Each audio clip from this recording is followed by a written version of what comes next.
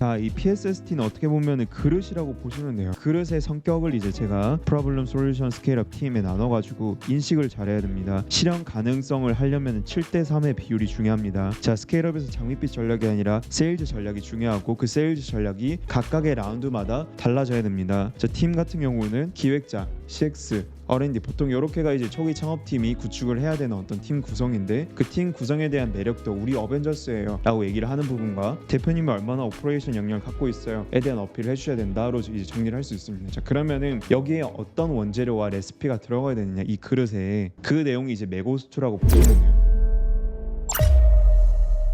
자, 네 번째 강의는 생존 자금 사업계획서입니다. 저희가 이제 저번 시간 때 자금에 대한 용어를 분석을 했었죠. 그래서 스타트업 대표님들이 자금 딱 하면 떠올리셔야 되는 게 첫 번째가 이제 생존 자금 그리고 성장 자금이 있다. 딱 요 어떤 두 섹터에 대해서 뇌리 속에 박혀져 있으셔야 됩니다. 자, 그러면은 우리가 생존 자금과 성장 자금의 어떤 목적성이 다르기 때문에 그 자금의 어떤 유치 방법도 다르다라고 제가 말씀을 드렸었는데, 자, 오늘은 이 첫 번째 자금인 생존 자금은 어떻게 준비를 하고 이 자금을 유치하기 위해서는 어떤 준비물이 필요한지에 대해서 제가 설명을 좀 드리도록 하겠습니다. 자, 생존 자금은 국내에서는 정부 주관하에 하는 지원 프로그램들이 있고 또 민간 기관들이 하는 민간 지원 프로그램들이 있어요. 자, 근데 여기에 지금 공통되게 이제 들어가는 게 어떤 단어죠? 지원입니다. 투자가 아니에요. 그러니까 즉 이 스타트업들이 어떤 결여가 있고 그 결여 부분을 해결을 해준다라고 했을 때 보통은 자금이라든지 또는 네트워킹이라든지 등등등의 어떤 요소들이 있지만 스타트업들 입장에서 필요로 하는 게 또 자금이죠. 그래서 그 자금을 지원을 해줬을 때 충분히 성장을 할 수 있겠다 라고 판단이 되었을 때 이 지원 프로그램에 합격을 시켜주는 메커니즘이라고 보시면 돼요. 즉 그러다 보니까는 여기에는 배점표가 있고 그다음 거기에 대한 평가 방식이 다소 정량적입니다. 그럼 저희가 이제 알아야 될 어떤 인사이트는 과연 그러면 이 각 지원 프로그램마다 어떤 배점표가 있고 심사역들이 어떤 부분에 점수를 많이 주는지에 대해서 마치 시험 치듯이 저희가 공부를 해야 됩니다. 제가 이 강조를 드리는 이유가 뭐냐면은 생존 자금은 아무래도 시험 치듯이 준비를 해야 되지만은 성장 자금은 시험 치듯이 준비를 하는 게 아니에요. 이 성장 자금에 대해서 제가 5번째 강의 때 더 디테일하게 말씀을 드리겠지만은 분명한 어떤 차이가 있다. 즉 자금 사업 계획서는 몇백 건의 심사를 해야 되기 때문에 형식이 정해져 있고 배점표가 정해져 있다. 그리고 그 심사를 할 수 있는 어떤 절대적인 시간이 정해져 있기 때문에 우리는 점수를 잘 받는 게임이다 라고 보시면 됩니다. 물론 스타트업 지원 프로그램들 중에서는 실제 투자 연계형 프로그램들이 있고 이거 같은 경우는 배점표가 엄청 디테일하거나 또는 정량적이지 않을 수도 있어요. 근데 노멀하게 일반적으로 말씀을 드리면은 생존 자금 사업 계획서를 보통 이제 정부 주관 프로그램들이 많기 때문에 정부 지원 용어로 오늘은 말씀을 좀 드릴게요. 페이지 수라든지 또는 각 평가 기준들이 프로그램들마다 창의하지만은 평균적으로는 이제 PSST라는 이 프레임을 많이 씁니다. 자, PSST는 창업진흥원에서 이런 어떤 기준으로 스타트업들을 평가를 하세요라고 이제 매뉴얼을 준 건데요. 이 P가 이제 프로블럼, 그리고 S가 솔루션, 그 다음에 스케일업, 그 다음에 팀, 이렇게 이제 네 가지 맥락으로 스타트업들을 평가한다라고 보시면 됩니다. 자, 첫 번째 이 프로블럼은 이제 저희가 한글로 번역을 하면 어떻게 나와 있느냐, 문제점이 아니라 문제 인식이라고 되어 있어요. 보통 이제 저희가 문제점을 많이 써서 점수를 많이 깎습니다. 이게 무슨 말이죠? 문제점을 쓰는 거랑 문제 인식이랑 무슨 차이죠? 자, 여기서부터가 시작입니다. 보통 이제 대표님들이 이 프로블럼에서 어떤 내용들을 쓰시냐면은 구글과 네이버에서 서칭을 막 하십니다. 그래서 시장 그래프도 갖다 붙여 넣으시고 뉴스 기사도 갖다 붙여 넣으시고 뭐 이런 어떤 문제점들이 있고 이게 심각하고 시장이 커지고 이런 등등의 노멀한 내용들을 쓰세요. 근데 여기서 심사를 하는 건 뭐냐면은 인식입니다. 즉 그 문제점이 좋다 이겁니다. 근데 과연 그 창업자가 그리고 이 창업팀이 그 문제에 대해서 얼마나 현장 감각이 있는지 그리고 그 인식 정도가 있는지가 훨씬 더 중요해요. 가령 예를 들어서 지금 이제 막 뜨고 있는 실버케어 초고령 이제 시대가 되다 보니까는 노인들을 위한 어떤 서비스를 저희가 기획을 했다고 칠게요. 근데 시장은 분명히 매력도가 있지만은 전혀 어떤 그 실버케어에 대한 경험치가 없다. 자, 그러면은 그 문제인식에 대한 진정성이 떨어질 수밖에 없죠. 근데 만약에 이 창업주가 실버케어 관련된 재직 경험이 5년이 있고 평소에도 노인과 관련된 봉사활동이라든지 서비스에 대해서 꽤 많은 경험치들이 있어요. 자, 그러면은 이 문제 인식에 대한 정도가 훨씬 더 진정성과 전문성이 느껴지는 겁니다. 즉 인식 정도가 가장 중요해요.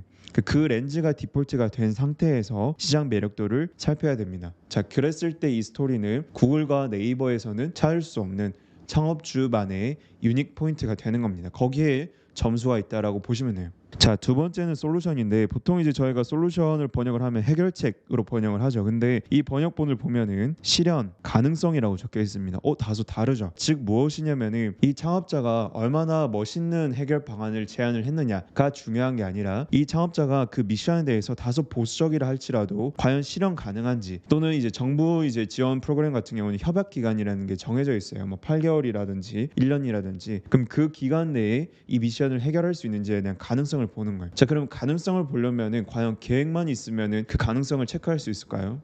불가능합니다. 자, 그래서 창업자의 실현 가능성을 어필을 할 때는 70% 정도는 지금까지 그 산업 또는 그 문제 미션을 해결하기 위해서 창업주가 얼마만큼 현재까지 실현을 했는지가 이제 한 70% 정도 비중, 그리고 30%는 그 협약 기간 동안 앞으로 뭘 할지에 대한 플랜이 30%라고 보시면 돼요. 현재까지의 레코드가 70%, 플랜이 30%입니다. 자, 이 비중이 물론 이제 딱 칼 자르듯이 나눠질 수는 없겠지만 이 정도에 대한 비중을 지금 대표님들께서 머릿속에 잘 갖고 계셔야 됩니다. 자, 그다음에 세 번째 스케일업 부분에서 이제 대표님들이 신이 나셔가지고 막 장밋빛 전략을 얘기하시는 경우가 있어요. 뭐 이렇게 될 거고 5년 뒤에는 500억을 벌 거고 8년 뒤에 상장을 할 거고 내가 뭐 어떤 국내 가장 1위가 될 거고. 좋습니다. 그런 열정과 어떤 자신감은 되게 좋아요. 그렇지만은 제가 첫 번째도 말씀드렸듯이 시험 치듯이 이 사업 계획서를 쓰셔야 되는데, 그랬을 때 어떤 부분을 보느냐, 스케일업에서는 성장 전략에서는 가장 첫 번째가 이제 세일즈라고 보시면 됩니다. 보통 많은 대표님들이 프로덕트를 만드는 게 사업이라고 오인을 하세요. 아닙니다. 프로덕트를 만드는 거 하나의 방편이지 실제 비즈니스는 이 만든 프로덕트를 잘 세일즈를 해서 이익이라는 그 Y축을 높이는 게 비즈니스입니다. 그래서 대표님들께서는 잘 파셔야 돼요. 그래서 마케팅 전략, 즉 세일즈 전략에 대해서 얼마나 디테일한지가 여기에서 또 배점표고, 두 번째는 단순히 저희가 그냥 시드 단계 이 라운드에서만 판매를 하진 않을 거잖아요. 제가 첫 번째 제이커브 스타트업에 대한 정의를 하면서 스타트업은 제이컵에 대한 스토리텔링이 되셔야 된다라고 말씀을 드렸습니다. 즉 이 시드 단계에서의 어떤 판매 전략이 있고, 그 다음에 이 시리즈 A에서의 어떤 판매 전략이 있고, B에서의 전략이 있겠죠. 왜냐면 시리즈 A에서는 BM을 이제 검증을 하고 이제 BM에 대한 지속성을 이제 만들어내는 게 시리즈 A 부분인 거고, B에서는 이제 확장이다라고 했을 때 각 라운드별로의 어떤 그 세일즈 전략이 달라질 수밖에 없습니다. 즉 이 각 라운드마다의 어떤 논리적이고 자연스러운 흐름이 이제 확장 전략이라고 보시면 됩니다. 즉 스케일업에서는 세일즈 전략과 확장 전략이 얼마나 디테일하냐, 장밋빛 전략 등의 어떤 정성적인 포인트가 아니라 얼마나 정량적으로 이 창업자가 성장에 대한 그 모멘텀에 대한 그 스토리를 디테일하게 구성을 했는지가 중요합니다. 자, 마지막으로 이제 이 팀 부분은 대표자가 얼마나 사업 운영 역량을 갖고 있는지도 물론 중요하지만은 팀 구성에 대한, 조직 구성에 대한 어떤 그 맨파워도 보려고 합니다. 즉 만약에 대표님께서 혼자서 하실 수 있다라고 하시면 사실 그거는 비즈니스라기보다는 장사에 가까워요. 자, 그러면은 많은 이제 또 대표님들이 물어보시는 게, 그럼 대표님 창업팀 처음에 이제 초기 창업팀이라고 하면은 어떤 창업 팀원들을 구성을 해야 될까요?라고 물어보시는데, 사실 업종마다도 다르고 그 대표님의 어떤 역량에 따라서도 다를 수밖에 없어요. 그러나 일반적으로 황금 비율이라는 건 있습니다. 만약에 예를 들어서 지금 대표님께서 처음 이제 창업을 한다라고 하면은 세 팀원 정도의 어떤 골자를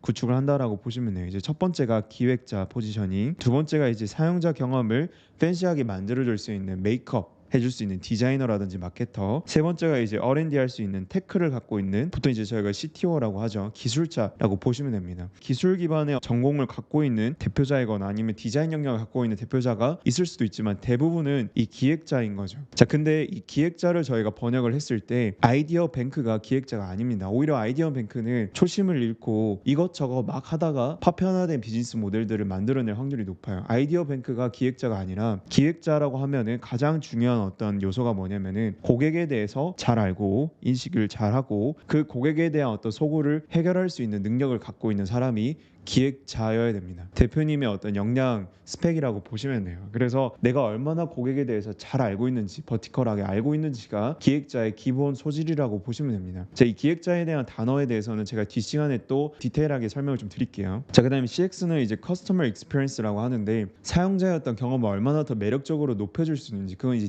디자인 요소가 될 수도 있고 브랜딩 요소가 될 수도 있고 마케팅의 요소가 될 수도 있겠죠. 무튼 예뻐야 되는 겁니다. 멋있어야 되고 특히나 이제 코로나 시대 이후로 온라인상에서 이제 경쟁하는 플레이어들이 많아지다 보니까는 온라인 그 짧은 시간 안에 고객의 어떤 소구를 이끌어내고 고객의 만족도를 만들어내는 그런 어떤 CX 영역이 훨씬 더 중요해졌습니다. 그래서 아무래도 디자이너 출신들이 이 영역 부분들을 잘 할 수 있겠죠. 자, 그다음 세 번째 개발자입니다. 개발자 구하기가 쉽지가 않죠. 그래서 이 어떤 기술 개발 역량을 갖고 있는 팀원을 찾는 것은 상당히 많은 노력과 대표님의 비용이 들어갈 수가 있습니다. 그럼 어떻게 해야 되느냐? 사실 대표님은 노트북 켜놓고 스타벅스에서 아이디어 막 쭉 고민을 하시는 것도 물론 중요하지만은 그 시간의 일부를 빼서 해커톤 대회, 네트워킹 파티 등등등 돌아다니셔야 됩니다. 돌아다니시면서 대표님의 어떤 비전과 철학과 또는 고객에 대한 어떤 이 소구 이런 부분들을 어필을 하시면서 너 내 동료가 되라 이거를 하셔야 되는 거예요. 그래서 이 부분에 대해서 제가 뒤에 또 디테일하게 설명드릴 수 있는 또 기회가 있으니까 그때 더 디테일하게 설명드리겠습니다. 무튼 팀에서는 대표님의 어떤 사업 운영 역량뿐만 아니라 팀이 이 사업과 얼마나 연계점이 있는지에 대해서도 잘 어필을 해주셔야 해요. 자, 이 PSST는 어떻게 보면 그릇이라고 보시면 돼요. 그래서 가장 중요한 어떤 내용들을 담는 그릇이라고 보시면 되고 그 그릇의 성격을 이제 제가 Problem Solution Scale Up 팀에 나눠가지고 인식을 잘해야 됩니다. 실현 가능성을 하려면 7대3의 비율이 중요합니다. 자, 스케일업에서 장밋빛 전략이 아니라 세일즈 전략이 중요하고 그 세일즈 전략이 각각의 라운드마다 달라져야 됩니다. 자, 팀 같은 경우는 기획자, CX, R&D 보통 이렇게가 이제 초기 창업팀이 구축을 해야 되는 어떤 팀 구성인데 그 팀 구성에 대한 매력도 우리 어벤져스예요 라고 얘기를 하는 부분과 대표님이 얼마나 오퍼레이션 역량을 갖고 있어요에 대한 어필을 해주셔야 된다로 이제 정리를 할 수 있습니다. 자, 그러면은 여기에 어떤 원재료와 레시피가 들어가야 되느냐 이 그릇에 그 내용이 이제 매고수투라고 보시면 돼요. 사실 이 매출, 고용, 수출, 투자 이 각각의 단어만 놓고 보더라도 엄청 버티컬하게 이제 제가 설명을 드리겠지만은 지금 시간에서는 제가 엄청 심플하게 빠르게 넘어가도록 하겠습니다. 뒤에서 다 설명할 거예요. 자, 매출 같은 경우는 이제 저희가 보통 매출하면은 뭐 50억 벌겠습니다, 100억 벌겠습니다 이런 어떤 플랜이 매출의 어떤 요소가 아닙니다. 자, 두 가지인데 첫 번째가 이제 LTV와 CAC를 잘 아셔야 해요. LTV가 뭐냐면 라이프타임 밸류입니다. 즉 저희가 뭐 샐러드를 팔든 어플의 어떤 유료화를 팔든 아니면 뭔가 장비를 팔든 등등등의 어떤 판매를 할 거잖아요. 근데 그 판매 어떤 프로덕트가 어떤 프로덕트는 1년에도 10번씩 구매를 하는 프로덕트가 있을 수가 있고 예를 들어서 샐러드 같은 경우는 10번 이상 구매할 수도 있겠죠. 근데 뭐 침대라고 칠게요, 매트리스라고 칠게요. 그러면은 사실 한 번 사놓고 5년 동안은 또 구매를 안 할 수도 있어요. 그러니까 그거에 맞춰서 라이프타임 밸류 즉 고객의 어떤 생애 주기가 있을 수밖에 없습니다. 이 프로덕트에 대해서. 그래서 저희는 단순히 이 프로덕트의 가격만 얘기를 하는 게 아니라 이 프로덕트를 구매를 하는 그 사이클에 대해서도 고민을 하셔야 됩니다. 그 다음에 CAC는 뭐냐라고 했을 때 Customer Acquisition Cost거든요. 즉 고객을 획득하는 비용이라고 보시면 돼요. 그러니까 저희가 예를 들어서 한 명의 고객을 락인을 시키는데 획득을 해서 구매 전환을 일으키는데 들어가는 페이스북, 유튜브 비용이 뭐 5,000원이다. 근데 샐러드가 한 10,000원 정도가 된다라고 하면은 뭐 꽤 높은 비용이긴 하지만은 CAC는 5,000원인 거예요. 그래서 이 LTV와 CAC에 대해서는 제가 뒤에 또 디테일하게 설명을 드리겠지만 무튼 중요한 거는 우리 고객에 대한 라이프타임 밸류와 고객을 획득하는 비용에 대해서 디테일하게 분석을 하는 게 이 매출 요소다라는 개념입니다. 자, 그래서 이제 두 번째는 이 고객의 LTV와 CAC를 디테일하게 분석한 거에서 시작을 해서 매출에 대한 이 확장 전략을 설계를 하셔야 해요. 그러니까 저희가 뭐 5만 다운로드, 10만 다운로드 받을 거니까는 내년에는 뭐 5억 정도 벌 거고 내년에는 10억 벌 겁니다. 이게 매출이 아니에요. 자, 그다음에 고용도 이제 뭐 10명 뽑겠습니다, 100명 뽑겠습니다 이런 어떤 몇 명 뽑겠습니다가 중요한 게 아니라 우리 회사의 어떤 그 컬러에 맞게끔 우리는 어떤 조직이 필요한지, 우리 조직은 디자이너가 많이 필요로 하는 조직일 수도 있고 개발자가 많이 필요로 하는 조직일 수도 있고 이게 각 라운드별로 이 시드 단계에서는 기획자가 많아야 될 수도 있지만 A에서는 마케터가 많아야 될 수도 있고 B에서는 기술 개발자가 많아야 될 수도 있어요. 그러니까 각 라운드별로 어떤 조직 구성 세팅이 필요한지에 대한 설계가 고용 파트에서 중요한 개념이라고 보시면 됩니다. 자, 수출은 뭐냐면은 사실은 어떤 제품의 경우는 이제 수출을 대상으로 하는 해외 국가를 대상으로 하는 제품일 수도 있어요. 그러나 대부분의 이 지금 초기 스타트업들 프로덕트 같은 경우 국내에서 검증을 먼저 해야 되겠죠. 자, 그러면 저희가 어떤 수출에 대한 계획도 물론 디테일해야 되지만은 지금 선에서 예비 창업자, 초기 창업자 선에서는 가지셔야 되는 인사이트는 뭐냐면은 우리 이 프로덕트가 국내에서 잘 검증이 됐다라고 쳤을 때 그럼 이 국내의 어떤 성향과 비슷한 다른 국가가 어디 있는지, 그리고 규제라든지 또는 그 다른 국가의 어떤 경쟁사들은 어디가 있고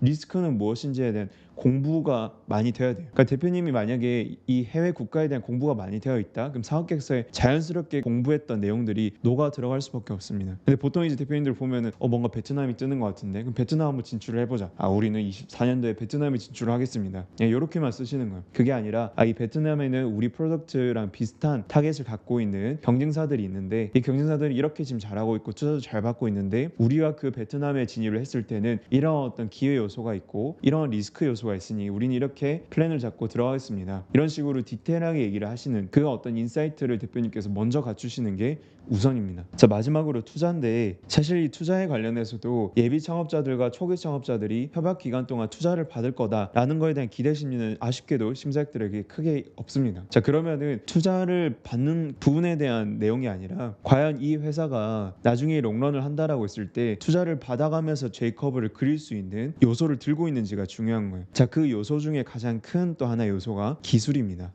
노하우고요. 그래서 대표님들께서는 이 기술과 노하우를 어떻게 하면 지식재산권, 특허 또는 상, 라이선스 등으로 전환을 시킬지에 대한 계획을 갖고 계셔야 돼요. 자, 이게 왜 중요하냐면은 이 정부 주관 기관들 입장에서는 대표님이 투자를 받으면 물론 더할 나위 없는 트랙션, 지표이지만은 그것 전에 또 중요한 게 뭐냐면은 이 기술과 노하우를 응축해서 하나의 어떤 정량적인 그 퍼포먼스 이벤트로 보여줄 수 있는 지식재산권, 특허, 라이선스를 확보할 수 있는 이 협약 기간 동안 그것도 주관 기관 입장에서 중요한 하나의 KPI다라고 보시면 돼요. 자, 정리를 하자면은 매고스트, 즉 매출 고용 수출 투자 이 부분에 대해서 우리가 뭘 하겠습니다. 우리가 매출을 얼마 낼 거고 우리가 얼마나 고용을 할 거고 우리가 얼마나 투자를 받을 거예요. 몇 년 뒤에 이 내용보다는 이 매출과 고용과 수출과 투자에 대한 디테일한 근거 요소를 대표님들께서 사업계획서에서 어필하시는 게 중요하다로 정리를 할 수 있겠습니다. 자, 이 PSST와 매고스트 벌써 이 8가지 요소 안에도 2개씩 제가 얘기를 했기 때문에 16가지나 되는데 네 번째 강의에 그 대표님들께서 다 막 이해를 하시고 암기를 하실 필요가 없어요. 왜냐면 제가 다 뒤에서 더 디테일하게 각각을 떼가지고 또 설명을 드릴 거거든요. 자, 지금 때 이제 중요한 건 뭐냐? 지금 다 까먹어도 돼요. 자, 이 마무리를 하면서 이제 제가 대표님들 머릿속에 마음속에 딱 남아하셔야 되는 건 뭐냐면은 사업 계획서이지만은 사업 계획이 중요한 게 아니라 사업에 대한 근거가 중요하다. 그래서 사업 근거서를 쓰셔야 된다.